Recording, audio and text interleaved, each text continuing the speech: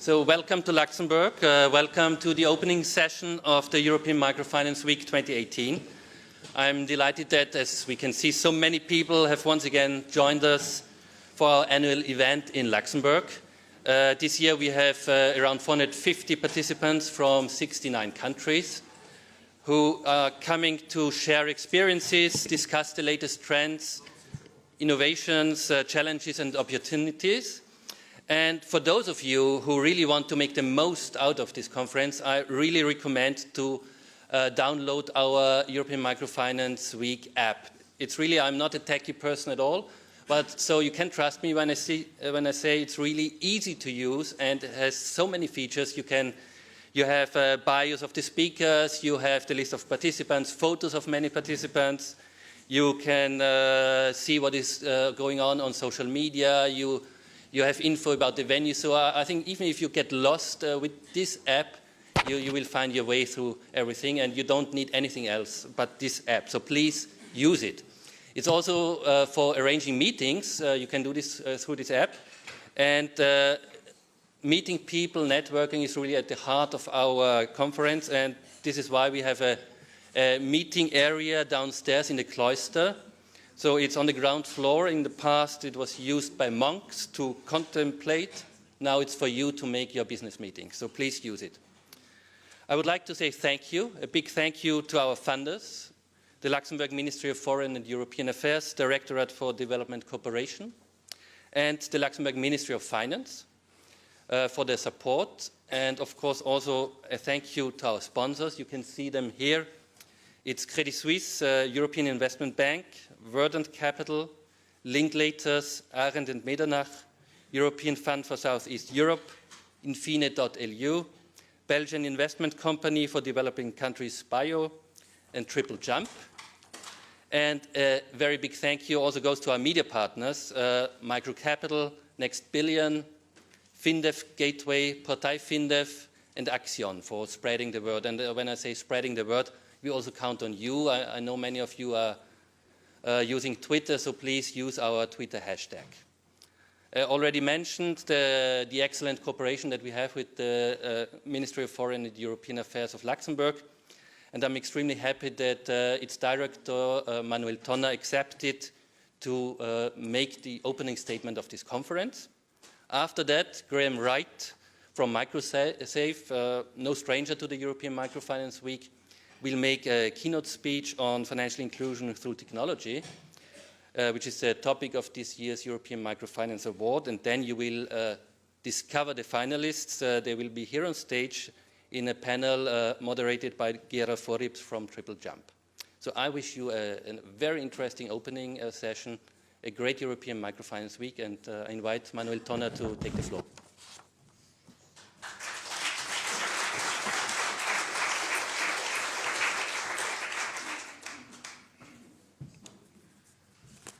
So, ladies and gentlemen, welcome to Luxembourg, and it's a great pleasure for me to welcome you here in the Abbaye Neumünster again for the European Week of Microfinance. Before I start my speech, I would like to show you a very short 2.5 minutes animation clip that we did for presenting our new development cooperation strategy. And I'm sure many of you will find yourselves in this strategy. So I'm trying to do this here. Something is happening, yeah. And technology is about, everything is about technology. Anyway, just to tell you that we worked during the last 2 years actually on a new development cooperation strategy, and here it comes.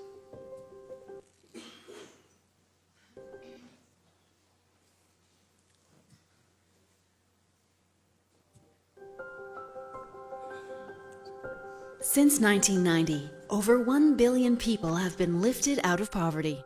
Since the UN Millennium Development Goals, impressive progress has been achieved. However, despite all efforts, more than 800 million people are still living in extreme poverty. Climate change, pandemics, conflict, and migration are global challenges that cannot be addressed by any one country alone. Today, the Agenda 2030 and its 17 Sustainable Development Goals lay out the framework for collective action. Luxembourg is highly committed to contributing to these goals and, therefore, maintains its commitment of dedicating 1% of its GNI to development cooperation and humanitarian aid, and has adopted a new General Development Cooperation Strategy. This new strategy focuses on 4 thematic priorities: access to quality basic social services, socioeconomic integration of women and youth, inclusive and sustainable growth, and inclusive governance. To translate its strategy into action, Luxembourg concentrates its aid on a limited number of priority partner countries, with a special focus on the Sahel and least developed countries. Continues to allocate untied and grants-based aid, while keeping international climate finance and in-donor refugees costs additional to ODA. Strengthens policy coherence for development by pursuing a whole-of-government approach. Maintains development cooperation and humanitarian assistance as a key pillar of its 3D foreign policy. Champions development effectiveness principles and leverages multi-stakeholder partnerships, including through South-South and triangular cooperation. Prioritizes capacity building and transfer of knowledge. Promotes innovation for development through its comparative advantage as a leading international financial center and ICT and data hub. Above all, Luxembourg places the human at the heart of its development action by focusing on people, prosperity, planet, partnership, and peace. Luxembourg Aid and Development, leaving no one behind.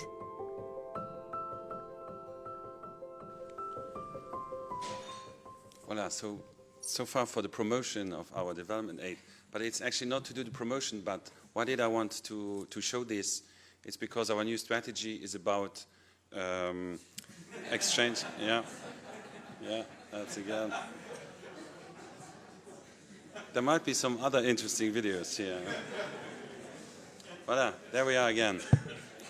So thank you for the technical assistance. So actually it's about technical assistance, exchange of experiences from Luxembourg, from the European Union and worldwide. The strategy is also about innovation, about testing new ideas. It is about multi-stakeholder approaches, bringing people together to implement the SDGs. And it's also, as we have seen, about leaving no one behind. And I think financial inclusion is one of our most powerful tools to do so. And all of you here, I think, are key actors in this regard. So I'm very pleased that so many experts and eminent speakers and that from a diversity of backgrounds and origins, all sharing the common goal of promoting financial inclusion, are present with us today to participate in the discussions over the next 2 days. During the upcoming sessions, we will hear about exciting future-oriented trends in financial inclusion, such as digitalization, financial education, social performance management, regulation, job creation for youth, guarantees, housing and crowdfunding, to only mention a few. I'm also very glad that the finalists of the European Microfinance Award have found their way to Luxembourg. They will be able to tell us how digital finance is changing the value proposition for customers and institutions, and discuss with us about technology's various impacts in the field of microfinance. As every year, the award is hosted at the EIB in Kirchberg, the heart of Luxembourg's European and Financial Center, and this will represent one of the highlights, if not maybe the highlight of this week. Technological innovations, as we have seen here, will this year be at the center of our attention. They represent tremendous opportunities to provide quality, fast, cheap, and secure access to financial services. Indeed, technology has already reduced the number of financially excluded and has allowed to better serve customers, better manage risks, and build new business models and partnerships. Digital footprints can also help financial service providers to interact more easily, to close the data gap and adapt the financial needs of an ever more diverse set of new customers. Nevertheless, we are currently only witnessing or participating in the start of this change, and many opportunities remain to be used. This year's award on financial inclusion through technology reflects this and provides insights into some of the best approaches adopted by the sector to promote value for the customer and the financial service provider. So you're of course all invited tonight at the ceremony, and I hope to see many of you there again.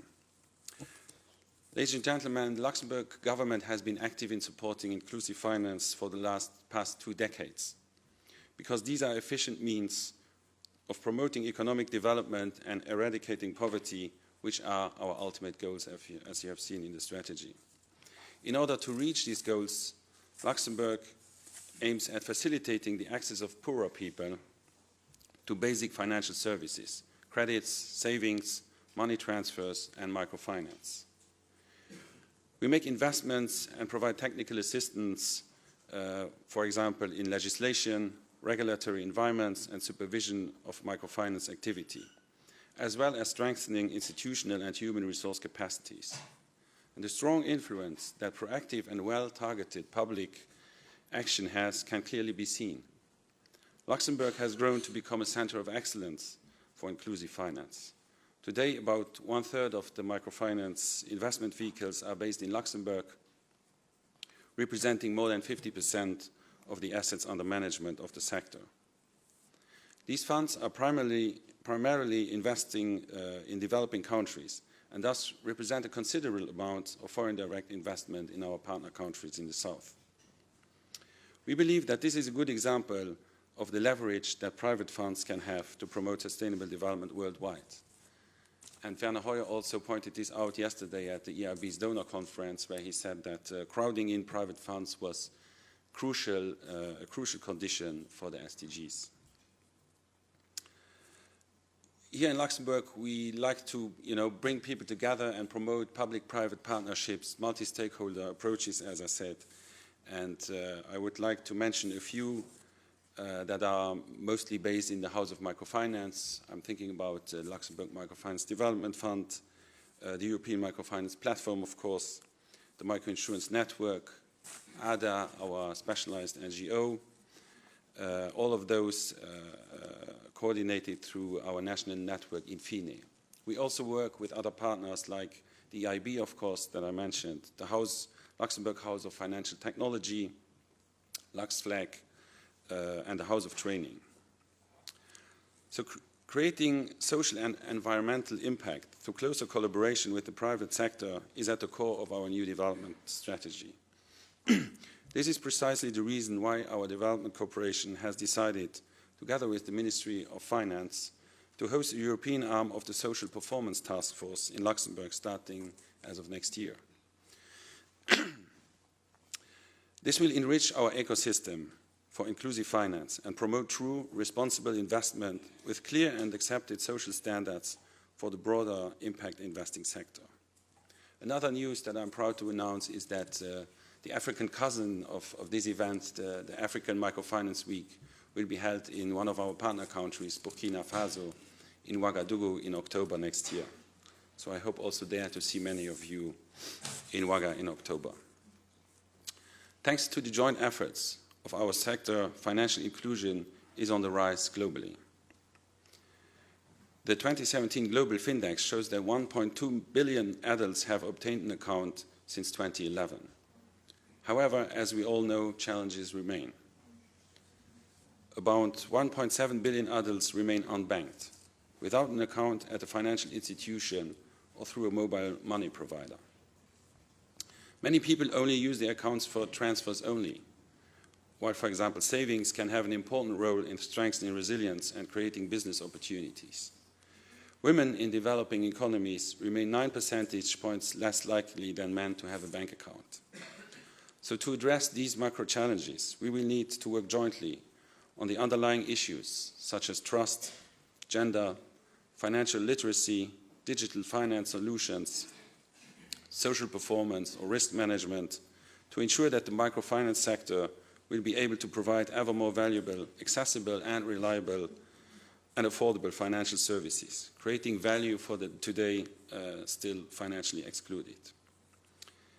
In this regard, I think we all look forward to the upcoming discussions of this week, and I'm confident that we will make the best out of this unique meeting point and opportunity to share experiences with and learn from leading experts, opinion leaders and policymakers over the next 2 days. So welcome again to Luxembourg, and I wish you a very fruitful and interesting European Microfinance Week. Thank you.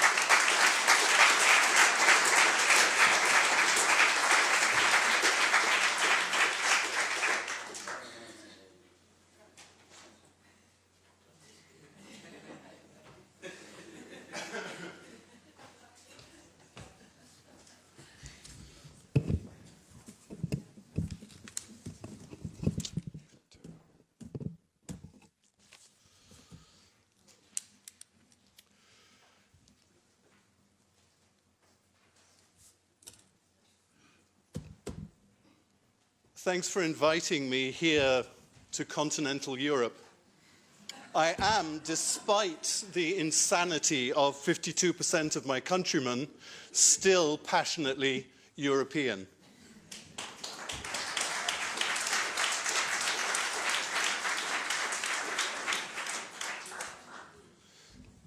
In 2010, Microsave was called in to help with Equity Bank's digital transformation.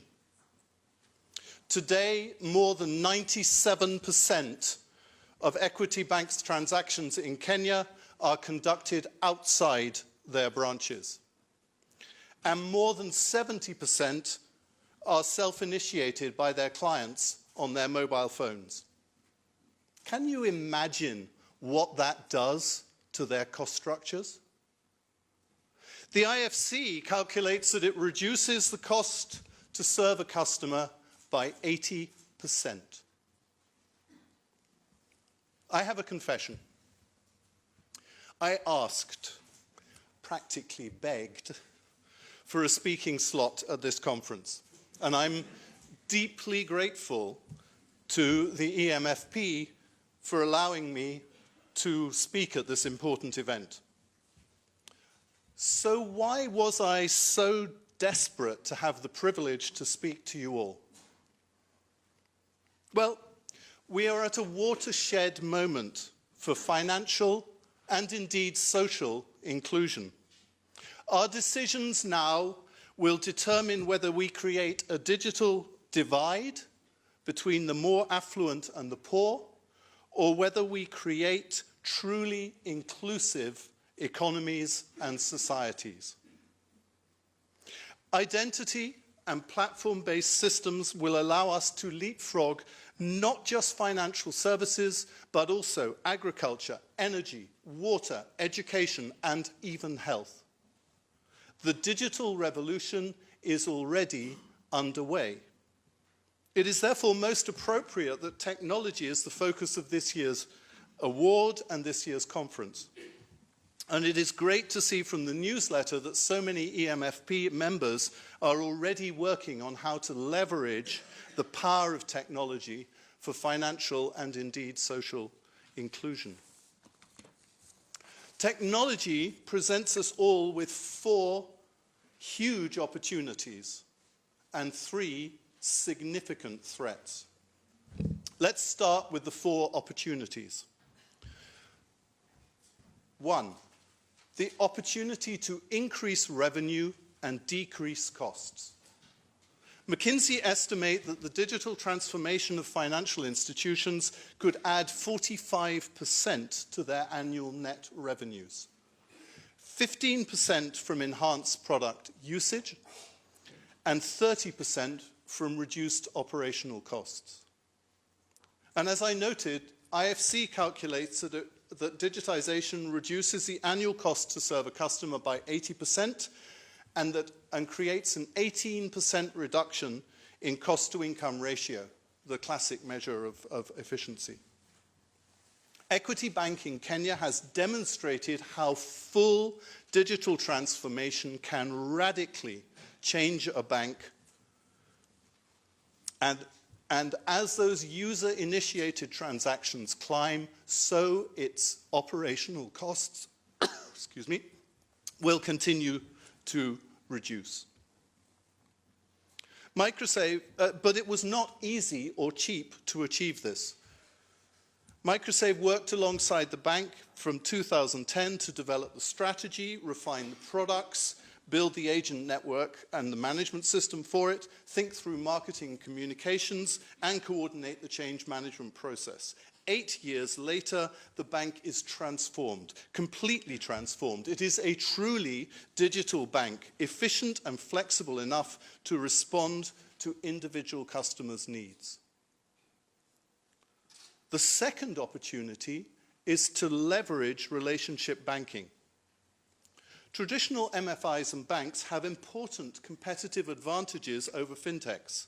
They have valued historical relationships with millions of customers. They have data on these customers' financial behavior.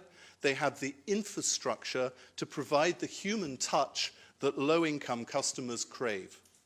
Furthermore, traditional financial institutions have the right regulatory clearances and compliance to offer financial services, something that fintechs often lack. The third opportunity is the opportunity to provide personalized customer experience. Traditional financial institutions need to be cognizant of the changing demographic and cultural context, the rise of the millennials and of the mobile-first generation, in order to develop and deliver first-class personalized user experience. A great user experience involves solutions and digital channels that mimic the behavior and the attitudes, the mental models of the customers. This can significantly reduce the churn that MFIs routinely face. The fourth opportunity is to deliver with renewed purpose. Looking into the medium term, the tech revolution allows us to answer the elephant in the room question, financial inclusion for what? No one gets out of bed in the morning going, yoo-hoo, I've got a savings account. They want to use it for something. And tech allows us to link pure financial services to the real-world economy. So, for example, Microsave is working to develop precision agriculture in India. Under this project, data is collected on the farmer's landholding and on the health of the soil that he is tilling, as well as the seeds, fertilizers, and pesticides that he or she purchases. This allows AI-powered chatbots to provide tailored coaching to optimize both yields and market prices that the farmer gets in the market. So in summary, there are 4 significant opportunities associated with digital transformation. Digital transformation can substantially increase revenues and reduce costs. MFIs can leverage a long history of relationship banking to create real competitive advantage. Digital transformation can build these customer relationships to create next-generation customer experience and reduce churn. And it also allows us to link financial services to the real-world economy. But let's think about the threats too. I mentioned 3 threats. The first is the threat of outdated, inflexible models. This is the moment in the speech where I'm ready to duck rotten eggs being thrown at me. Many MFIs are still using the basic model of group lending in an age when agile fintechs are offering tailored products delivered quicker and more conveniently. At best, MFIs are digitizing their disbursement and collection processes and using mobile money agent networks to recover their loans. I'm afraid this is not enough. On the horizon and entering your markets are a wide array of fintechs offering personalized services, offering flexible financial tools that reflect low and middle income customers' mental models and money management strategies. These fintechs manage their credit risk using sophisticated data and analytics and are often backed by deep pockets in Silicon Valley and elsewhere. And also, we should not forget the super platforms like Alipay and Amazon, who are gradually expanding their reach and have nearly unparalleled data and financial resources at their disposal. The second threat comes from the explosion of digital consumer credit. 2 years ago, when I had the privilege of participating in the debate about digital credit in this very hall, I cited newspaper articles saying that 400,000 people were negatively listed in Kenya. Microsave worked with some of the credit reference bureaus to analyze the problem. In 2017, March, there were 2.7 million people negatively listed for unpaid digital credit loans, of which about 1 million were negatively listed for loans of less than $10. By May 2018, this had climbed to 3.6 million people. That is 13% of the adult population of Kenya now negatively listed on the credit reference bureaus. So the digital credit revolution sweeping Africa, because Kenya is just a representative country, is clearly affecting credit discipline. But digital credit is also increasingly serving small businesses and offering the flexibility that clients crave and are unable to get from traditional MFIs and banks. About a third of digital credit loans in Kenya are now used for business purposes, according to CGAP's recent telephone survey. Furthermore, a growing number of digital credit providers are reducing interest rates payable on loans to high-performing customers with a good track record. In addition to this, there is a growing number of specialized digital lenders focusing on MSME data, other proxy indicators scraped off mobile phones, and psychometric assessments to make loans. These digital credit loans are easy to access, quickly processed, and easy to repay using mobile money. As one digital credit user said to me, "Why would I go back to my MFI when I can get a loan at any time in 5 minutes? And I can pay using my phone from my business whenever I want, instead of attending, quote unquote, endlessly long group meetings." We can safely assume that many MFI customers are thinking the same way or looking at their peers who are accessing digital credit. The third threat is that of the emerging digital divide. I am a worried man.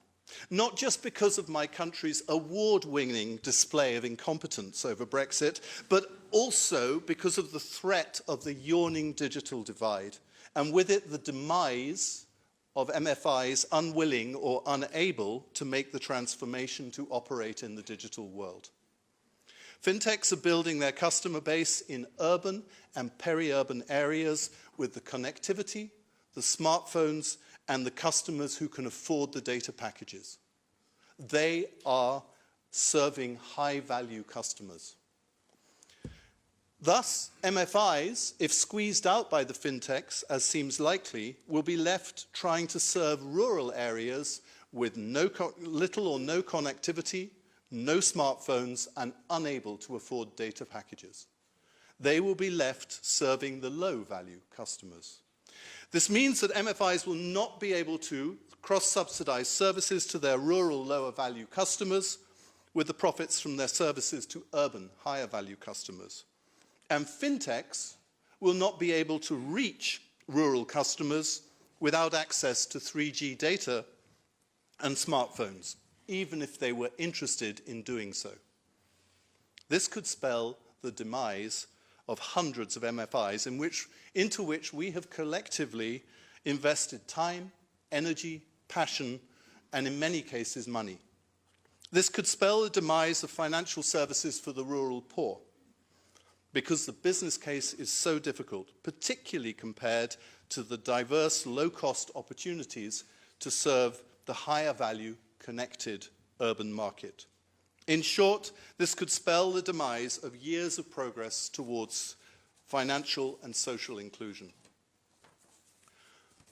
So in summary, there are three threats from the fintech revolution underway. One, like it or not, the traditional MFI model is under existential threat. Relative to digital models, it is inflexible, inefficient, and not adequately customer-centric.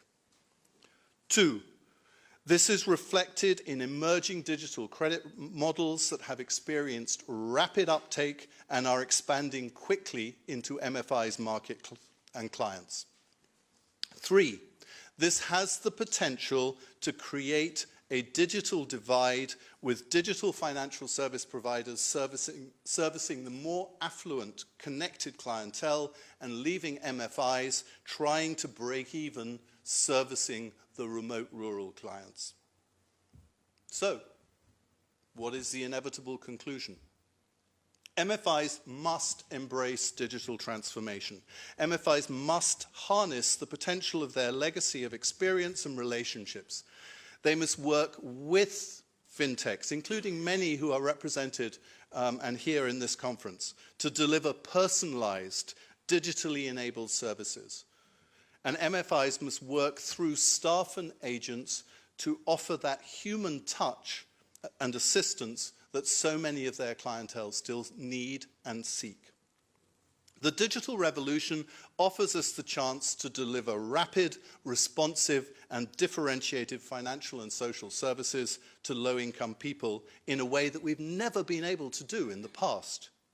We can empower them to set their own savings goals, to choose their own loan and insurance packages tailored to their specific needs, and to buy or use assets on a pay-as-you-go basis.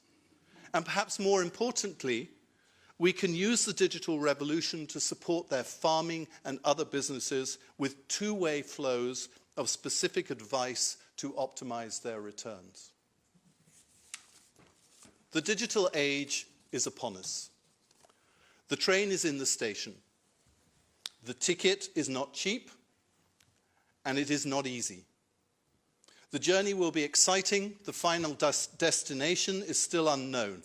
But not boarding the train would be a profound strategic error. In simple terms, we are in a situation where MFIs and banks, and indeed all of us, must digitize or die. Thank you very much.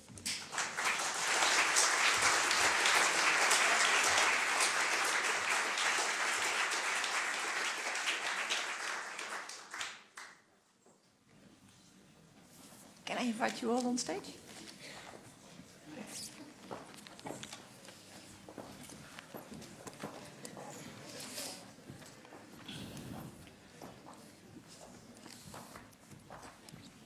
Ooh.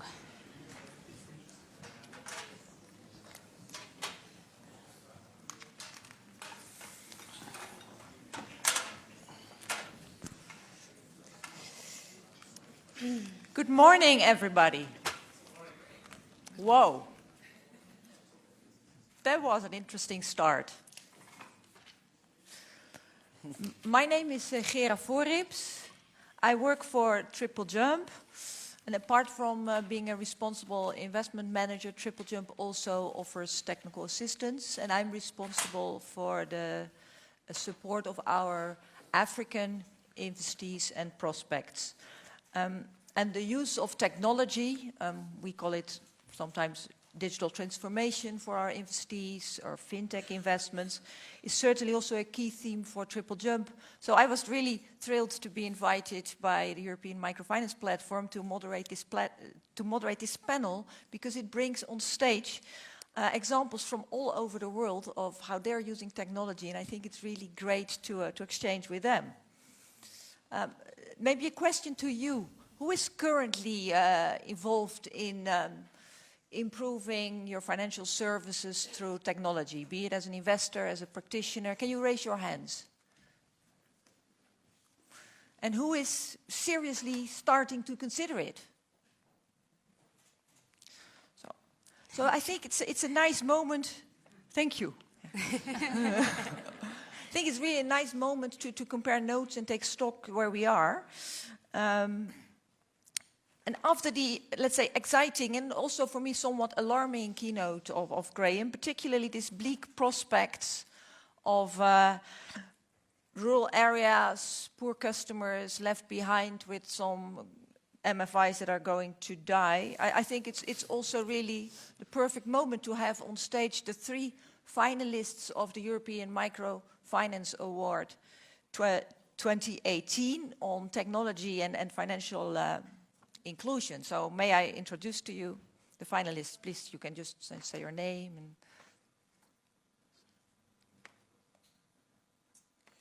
Alors, je suis Albert Dar, donc My name is Albert Dar. I'm responsible for agricultural activities in Advanced Côte d'Ivoire.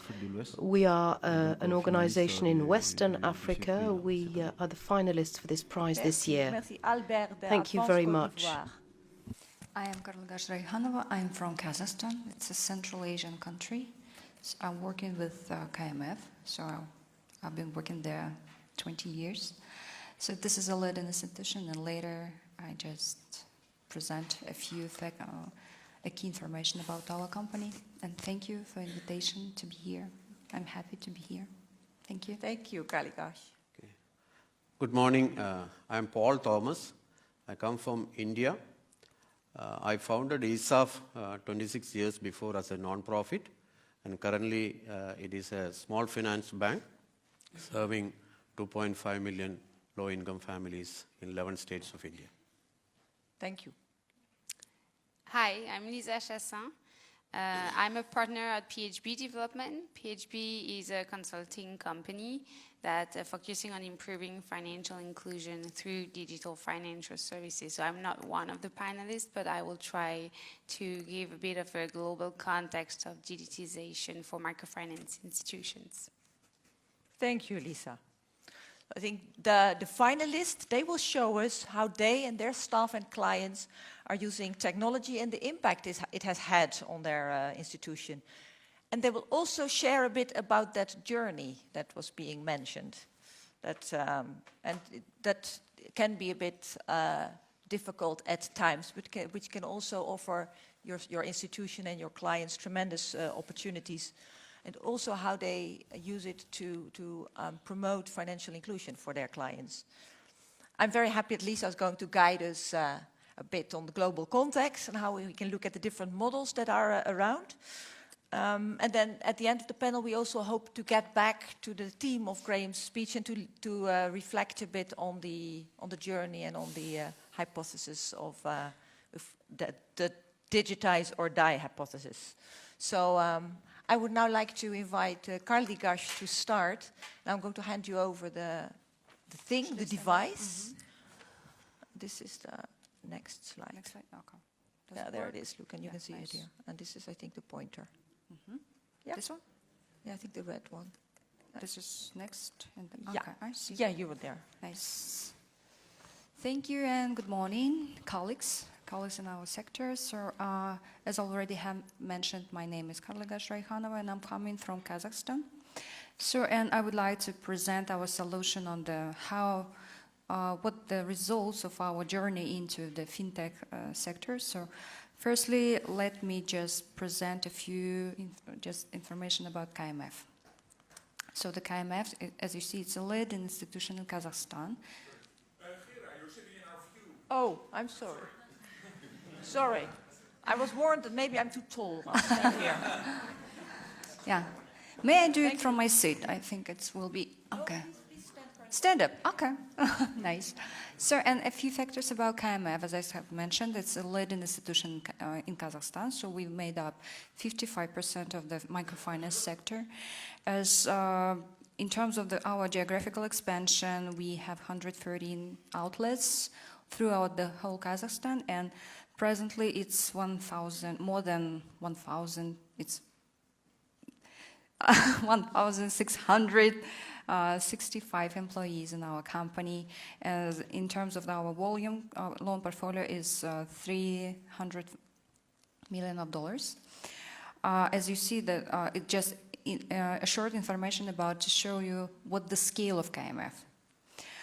In terms of the geographical expansion, let me say that the Kazakhstan is a huge country, so it's 2 kilometers per one citizen, so it's really huge country, 9th place in the world, and that's why to make the solution, I mean, using the tablet in the field for loan officers in the field when you are speaking with the clients, it's a crucial point, because when we have trying to analyze how our loan officers spend the time, we've seen that the waste, the factors which lead to the waste of the time waste. So we see that 30% of the daily, 30% of time our loan officers spend on transportation.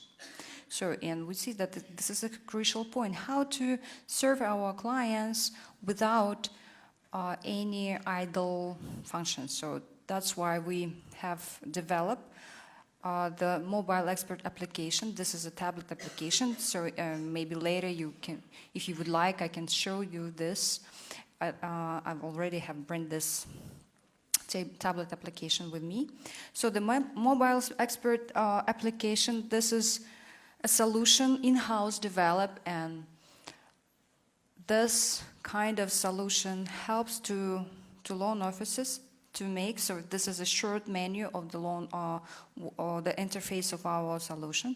So here, loan officers can do just scheduling the daily what he or she will do next day or this day, collect data for loan application, consult the credit bureau, so you make this information at just receive this information at the place of the clients without spending additional time. So the financial analysis also can do within this applet, and also you can see that the credit committee decision also taken through this mobile expert application. The next step is just monitoring any other information about clients. It's available at this tablet. So, and what kind of results we have achieved through this development? The impact that the productivity of our clients increased up to 22%. One day application is possible because in past it takes 3.5 days, and this is really awful to serve the clients more than 1 day. If already Graham has mentioned that clients, it's possible to receive a loan within 15 minutes. So what's a day? 3.5 days, it's not really a good service. If you can see the coverage impact, I mean the radius. In the past, our loan officers was feasible to serve clients within 20-25 kilometers. But now we have expanded this radius up to 100 kilometers. So as I have already mentioned, that the Kazakhstan is really a huge country, and sometimes to get the next point, you spend 1 hour. So in this case, this mobile expert solution make our loan officers capable to serve the clients within 100 kilometers radius, and 90% of promote the operational efficiency. I mean, just this is how the mobile expert solution impact on our financial indicators, and we are quite really happy to see that we have another future steps how to develop this mobile expert application further. I mean the mobile credit committee, mobile collection, and so on. In terms of our clients, we're really happy to work at their place and receive information or results about their loan at their business place without spending time to get our offices. So this is a short information about our journey into the fintech sector. Thank you. Thanks a lot.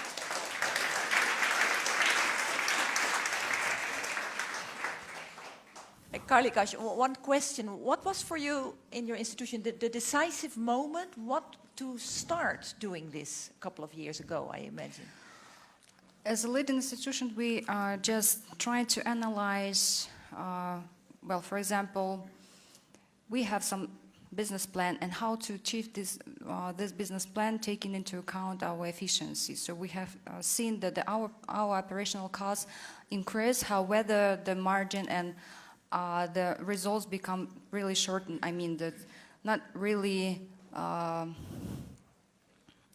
we are not really satisfied with our indicators. And we're trying to identify what the factors are make us impossible to do these indicators with the more efficiency, more efficiently. And when we have already analyzed, we made a chronometrage. It's like to try to measure the time, the daily work of our loan officers, and trying to identify what kind of factors make loan officers impossible to serve more clients than it should do, yeah. And in this case, we have seen that the factors of spending time in transportation just take a lot. Okay. So my takeaway from this is it was really a kind of a rigorous analysis of your operations that made you decide this is what we have to start improving. It's in terms of the front offices, right? Thanks a lot. I would like to invite Albert on stage from Advance Côte d'Ivoire, who's going to introduce the digital saving, loan and payment solutions that they are offering to cocoa farmers in their country. Albert, this is to the next slide. Okay. C'est pour le prochain diapositive. Et ça, c'est le pointeur, je crois, le rouge. Okay. Donc, bonjour à tous. Good morning to everyone. Advance Côte d'Ivoire is an MFI we set up in 2012, so we've been around for 6 years. Today we have about 110,000 customers. As you know, Côte d'Ivoire is the first cocoa-producing country in the world. And today, at the level of our group, Advance Côte d'Ivoire is member of a larger group, Advance, which has 9 branches in the world, in Asia and in Africa in particular.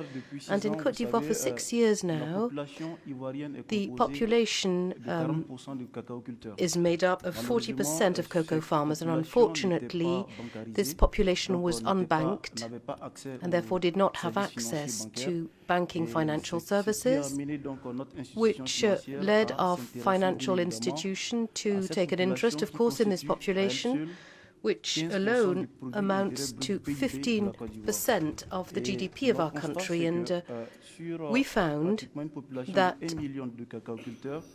out of this population of 1 million cocoa farmers, 86% had a mobile phone, so they had a mobile phone account, and we felt that we needed to use that channel to find a solution to enable these producers simply to have access to a bank account. So we are using a menu which enables producers, a USSD menu, bearing in mind that in Côte d'Ivoire we have cocoa farmers which are organized in cooperatives before they work with industry. And so cooperatives are an important link in the chain for the marketing of cocoa in Côte d'Ivoire, and each producer is linked to a cooperative.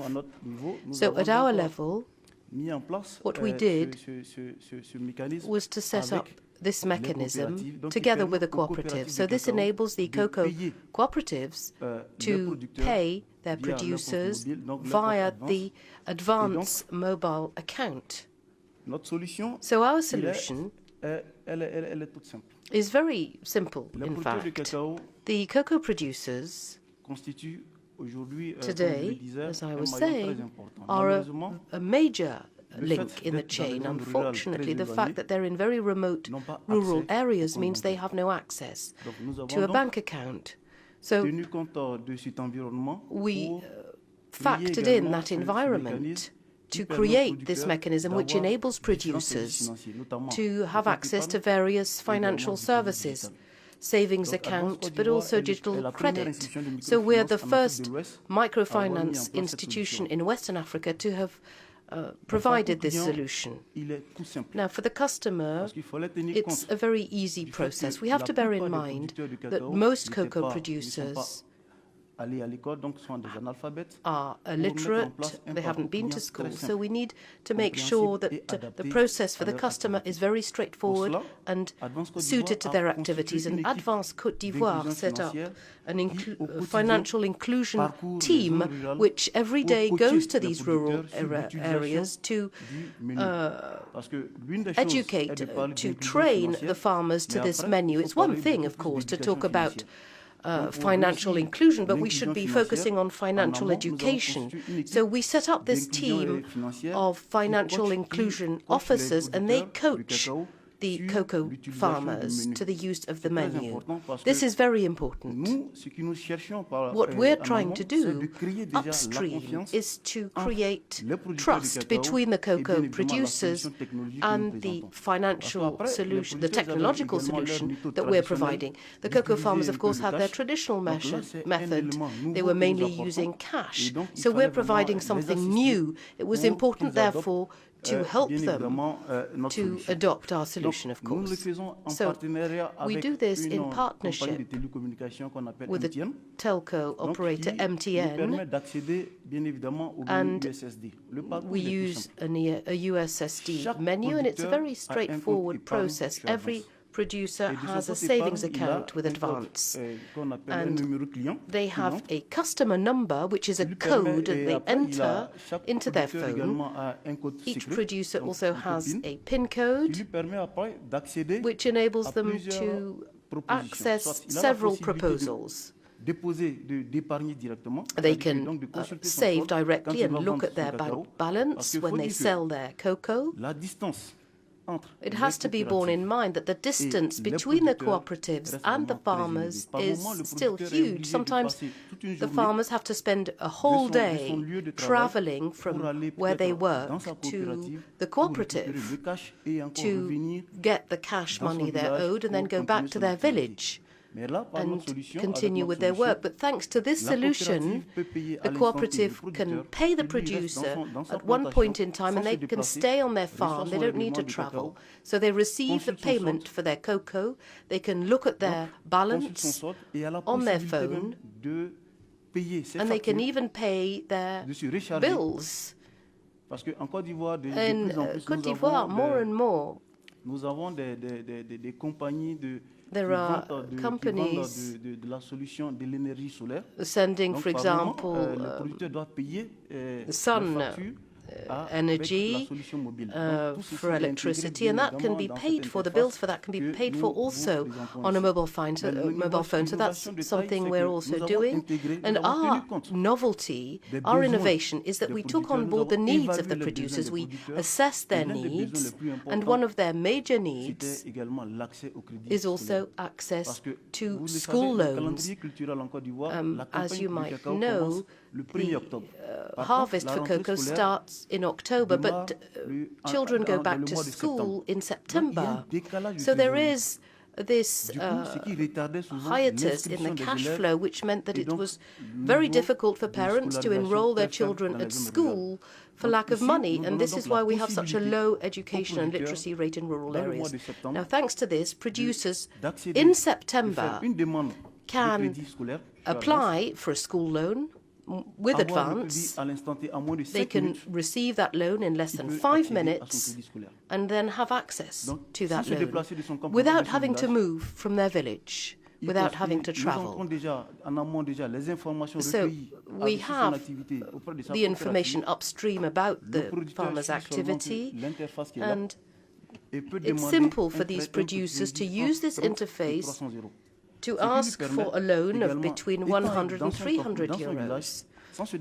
So these people no longer need to travel in order to enroll their children at school online without having to move. So This means they save time, and it means that in less than 30 minutes they can have access to credit and enroll their child at school. But it's also a matter of security, because in the past the cocoa farmers had to move, had to travel from their village with cash to go and enroll their children at school. They were very exposed when they were doing this. Thanks to our solution, most producers no longer need to take any risks and no longer need to travel with cash. So the results of this are that initially with the school loans, we had started pilot phase last year with 243 producers. We'd lent about 35 million euros, and now we have moved on to about 68 million euros lent, and 1,200 farmers are using this service. So this has meant that our institution has been able to invest in financial education and technology, and Advanced Côte d'Ivoire now is in a much stronger position and has also made aware of for producers of how important this technology can be for them. Thank you. That was a very interesting example on how Advanced Côte d'Ivoire really has looked at the client needs and adopted their services to that. Can I now invite Paul to take the stage and to briefly introduce to us ESAF. This is to move to the next page, and this is the pointer, the red thing. Okay. Good morning, and thank you for the opportunity for sharing about our digital transformation journey with the august audience in this European Microfinance Forum.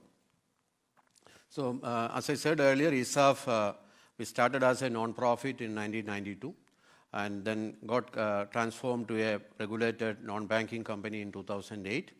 And we continued the journey, and we got the small finance bank license in 2015 and got converted in 2017.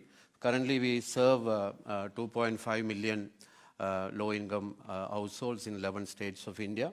We have a loan outstanding of 628 million US dollar, and we have a 422 banking outlet and 205 ATMs.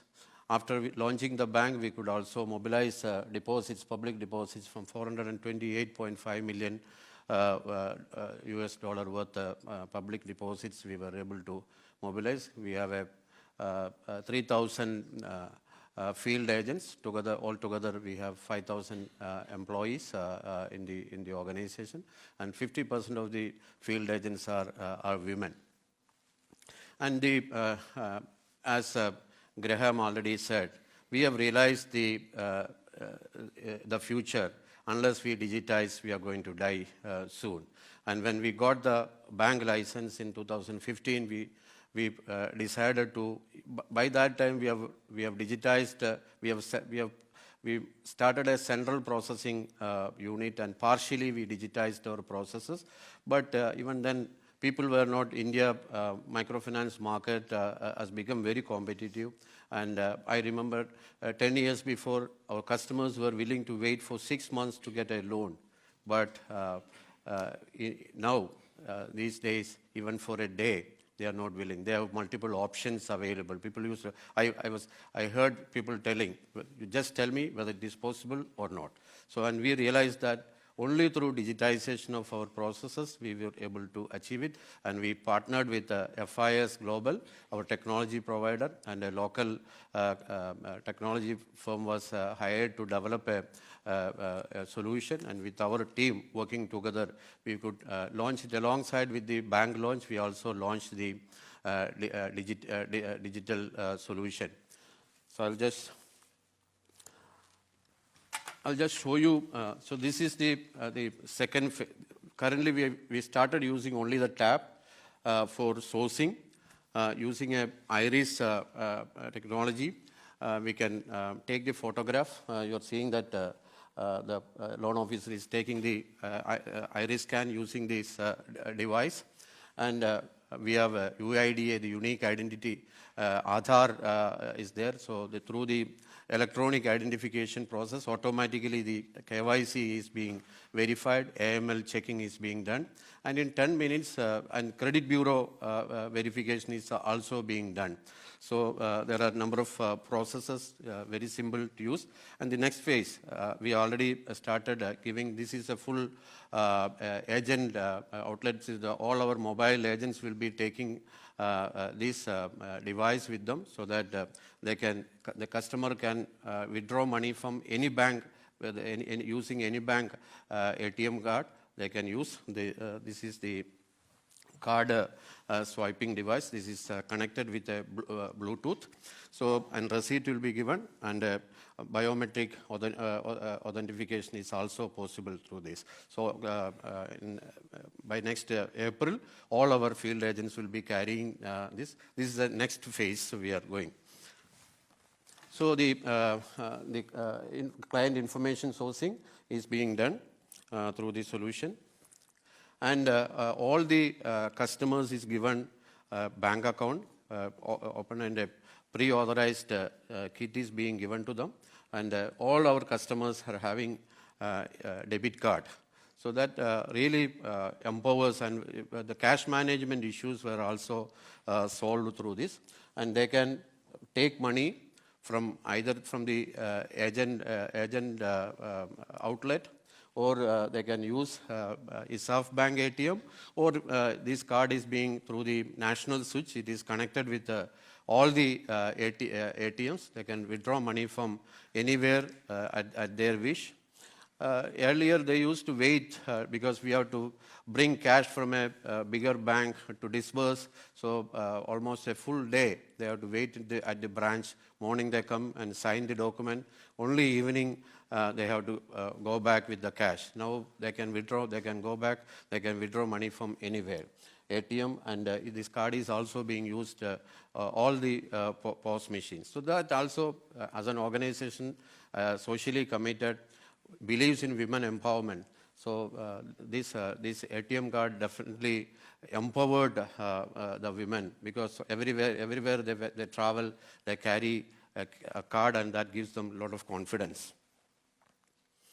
So, and the collections, the loan weekly or monthly loan collections are also being managed through the tab. So earlier the staff, the loan officer used to carry a lot of papers they have to return. Now it is uploaded to the server, and the monitoring is also being very, very easy. And the loan utilization checks also being uploaded through the tab. It is also monitoring also becoming very easy through this. And the impact is, so we could open 2.7 million savings account after launching the bank. In 18 months, we could open 2.7 million savings account. And the loan eligibility, now we have the industry association is there, and the central bank has proposed some certain norms. So, and with the credit bureau verification, we will be able to tell them whether they are eligible for a loan in 10 minutes. And earlier, it used to take 19 days to process a new loan. Now, in 3 days, a new loan is being processed. And repeat loans is being given in 15 minutes. The sanction is being given in 15 minutes. And the major impact is that productivity has increased to 59%. The major impact, we took 25 years to reach 1 million customers. But through the technology, through the digital mode, it took, in 18 months, we have added another 1.5 million customers. That is the crux of the power of technology in financial inclusion. And India is, as you know, India is very huge market. And our core principle is fighting the partiality of prosperity. That is our slogan. And when it comes to digital, and there is a digital divide is happening. So we wanted to fight that partiality also. We don't want digital partiality to happen in India. So I'm sure this technology will help us to go to the hinterlands of India, to the rural side. So because of this technology, we have opened our branches in remote places of India, the places like Jharkhand, places in Madhya Pradesh, interior places of Madhya Pradesh, Chhattisgarh. We are now moving to the northeastern part of India, where the financial access to finances, the financial deepening is very, very low. So that is the impact of technology. Like from my own experience, I can say that through technology, and we can resolve the inequality in the access to finance space. We have already boarded, Graham, we have already boarded the train, and destination is not clear, but we are moving forward. Thank you very much. Thank you. Thank you.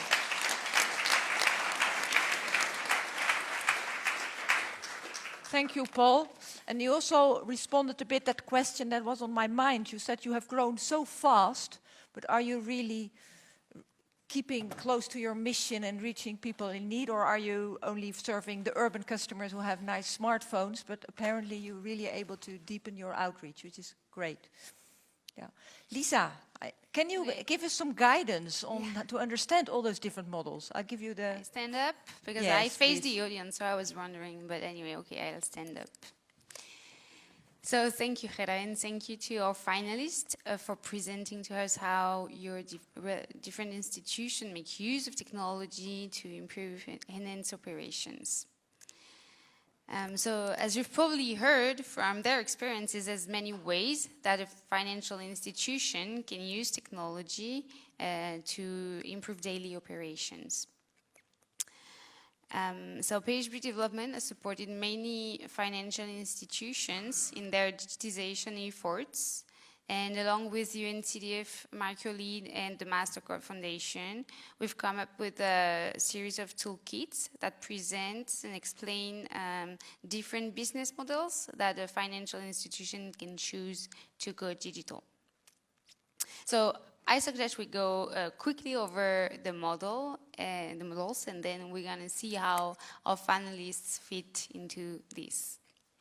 So the first model is for a financial institution to use digital field application to improve efficiency and mobilize more savings. So in this model, the loan officers are equipped with a mobile device, being a POS, a tablet, or a mobile phone, and they go in the field and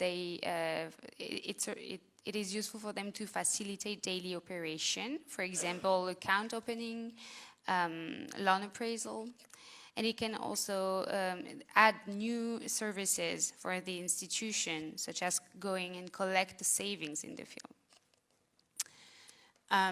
So for the second model is for the financial institution to be an agent for a digital financial service providers. So either mobile network operators or a payment service provider. So in this case, the microfinance, the financial institution is the channel, and it distributes the products of the digital financial service providers. The main interest for the financial institution to go into this model is to earn commissions from the transaction that they do with the mobile money clients, and also indirectly to do some cross-selling of their own products. The third business model is to build a partnership, this time with the digital financial service provider. So here the financial institution distributes its own products through the digital financial services provider channel. So the client of the financial institution can go to a mobile network operator agent and do transactions. They can deposit money on their savings account, they can withdraw the savings as well, and they can make repayment to their loan. And then in this model as well, the partners can also build a system where the client can transfer the funds from the mobile money wallet to the financial institution account. The fourth model is this time the financial institution decides to build its own agent network. So it would not be reliable of the agent network of the mobile network operator, but it will identify, select, train, and supervise this agent network. So the branding will also be of the financial institution. So this, compared to when a financial institution uses a digital MNO agents, the advantage for the institution is to have more control over the agents and for the client to gain trust in the system, because they usually trust their financial institution. The fifth model is to create their own mobile banking platform. So in this model, it gives the ability for the client to do operation basically from their own phones. And it gives more independence to the client, as they are free to see their balance account and so on. And quickly, the last model is number 6, is because it gathered some innovative model that doesn't really fit into those 5 more classical models. So, for example, this is where it fits the digital credit and savings products, because it's 100% digital products. It could also, we were also illustrating the example of Equity Bank that Graham was mentioning, who became a mobile virtual network operator, which is very innovative. So this is where so this is for the presentation of the models. So now I'd like us to try to see, so from your initiatives in digital finance, where do you think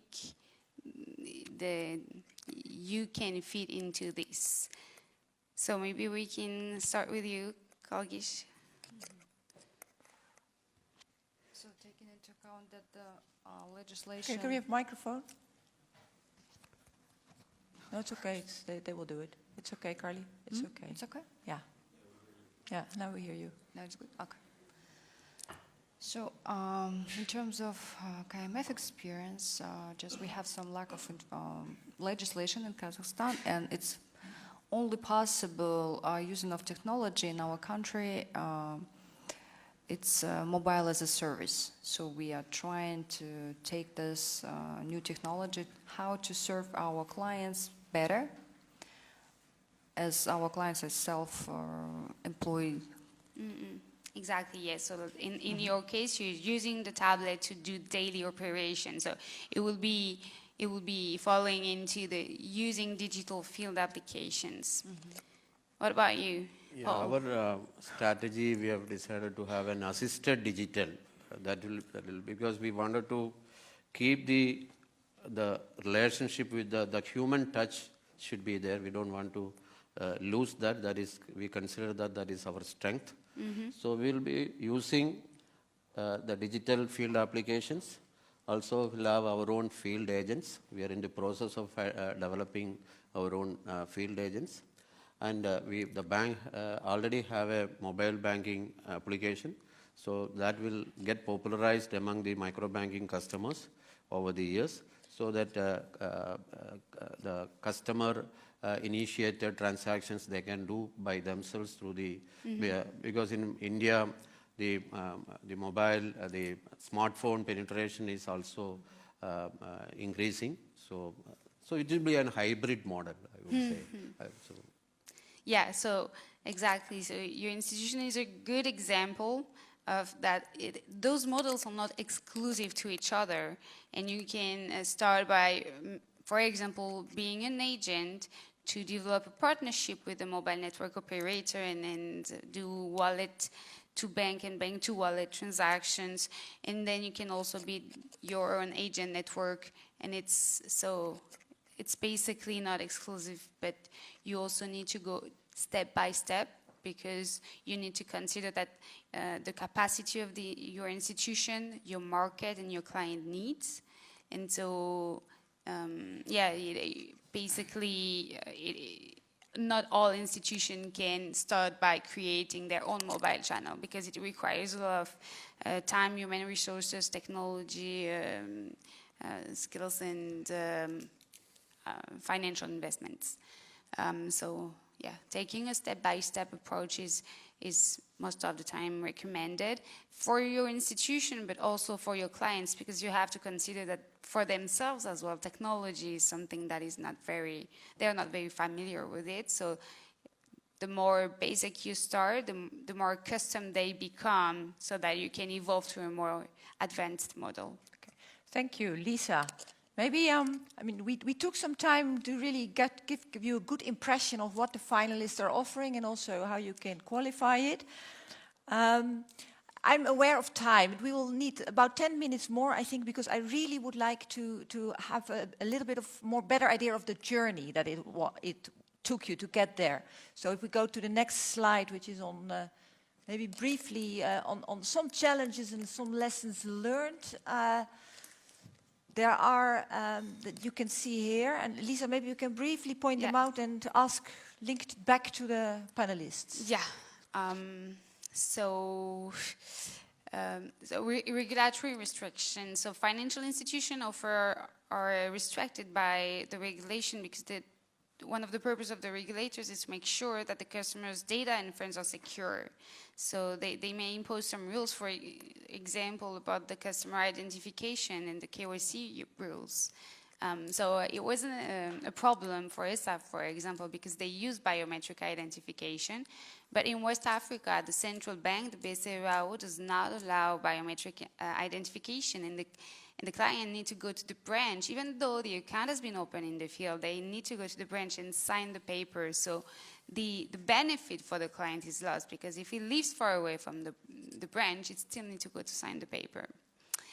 The partnerships. When a financial institution partners with a mobile network operator, for example, they may be different in size and financial capacity. So the MNO's tendency is to impose their terms and conditions. And so it is difficult for a financial institution to make the process is long to reach an agreement. And I was discussing with Albert, and he was saying, well, for us, we were very lucky because the mobile network operator you were partnering with is MTN, and they really wanted to get into the rural areas and the agricultural value chain. So in this case, they have found a win-win situation, and this is the lesson learned for partnerships: is when you're starting to consider partnering with the mobile money operator, you need to find your strengths and really put that on the table and negotiate on that. And I think they even negotiated that their clients don't have to pay the fee in the field, or they.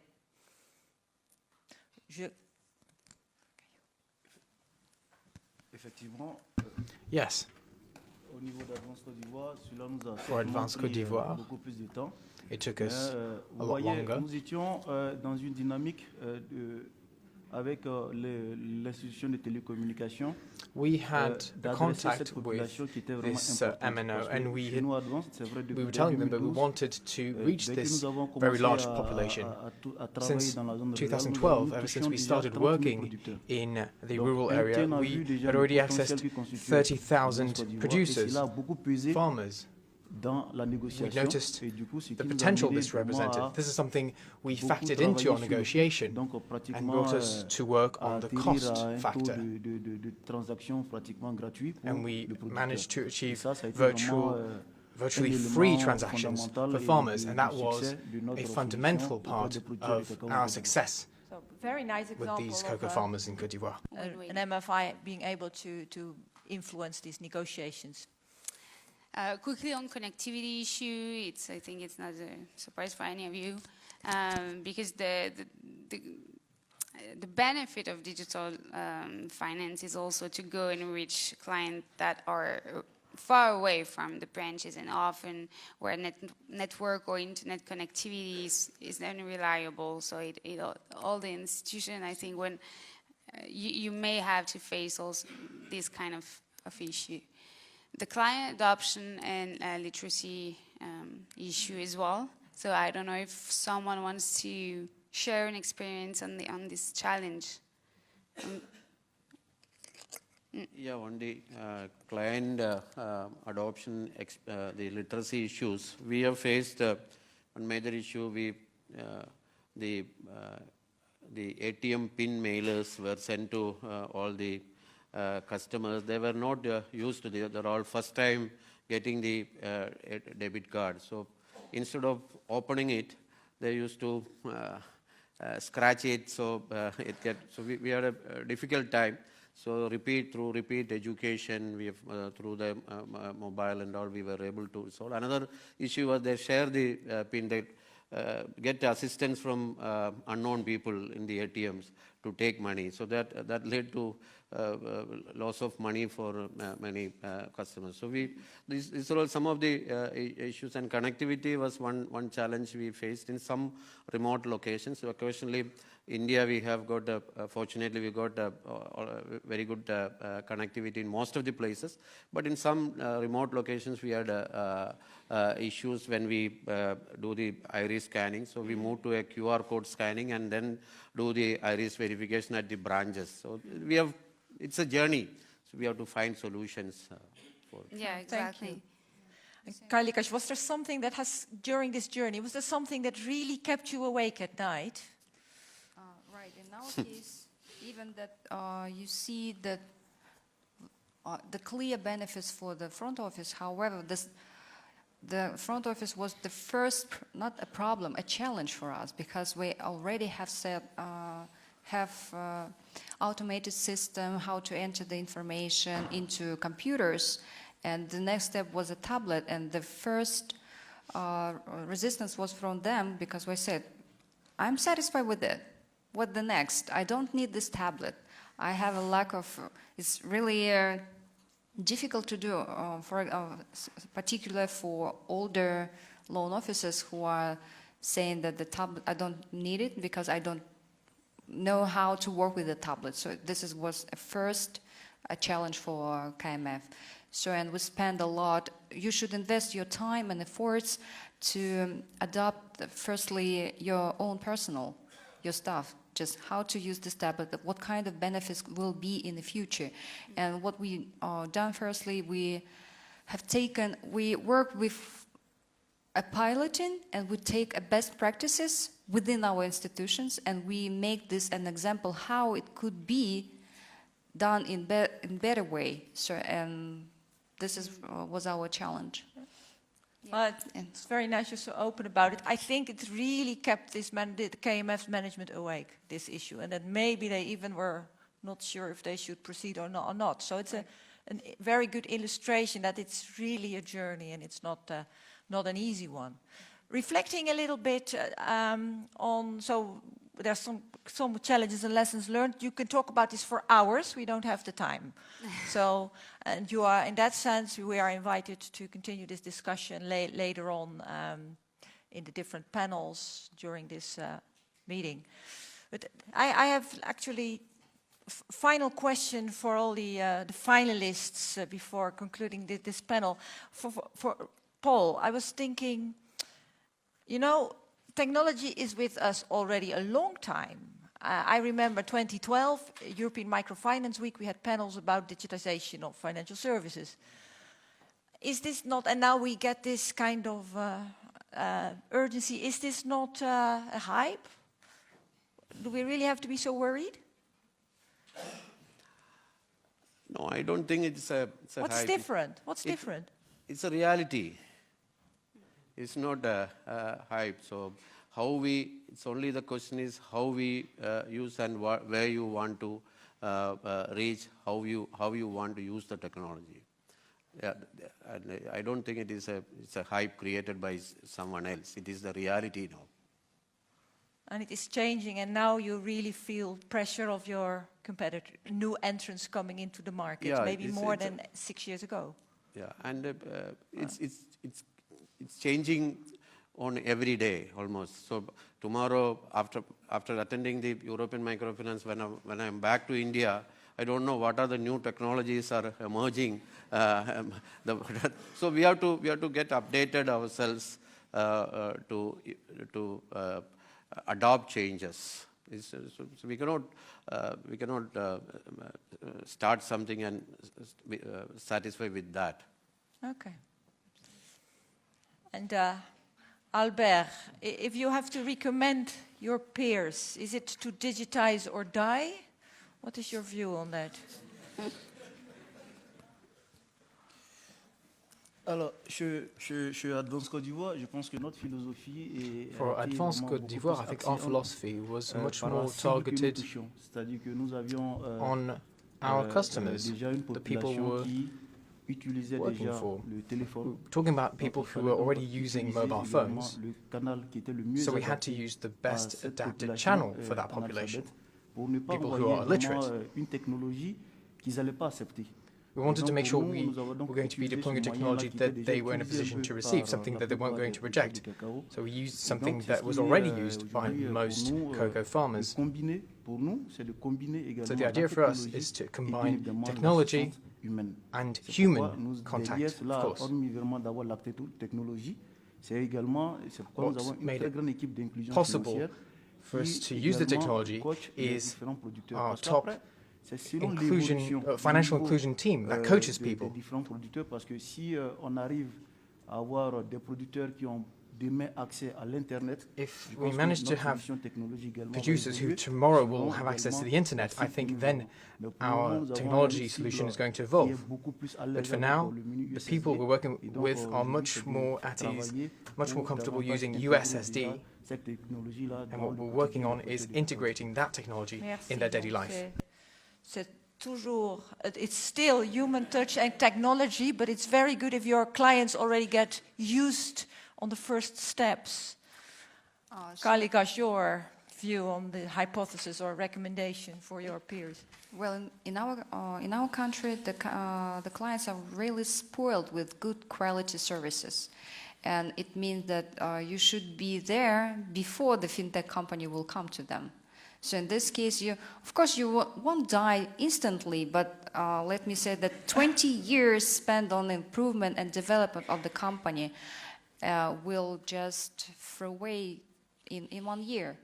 So, and our mission is serve our clients in good quality services. So in this case, you should use the fintech technologies in good manner to be there with the clients and make them, as I already have mentioned, our clients are self-employed. So we are not really concentrated on the consumer lending. We concentrated on agro and business. So it's 86% of our loan portfolio made up by this kind of clients. So that's why we need to be at the place of where our clients work.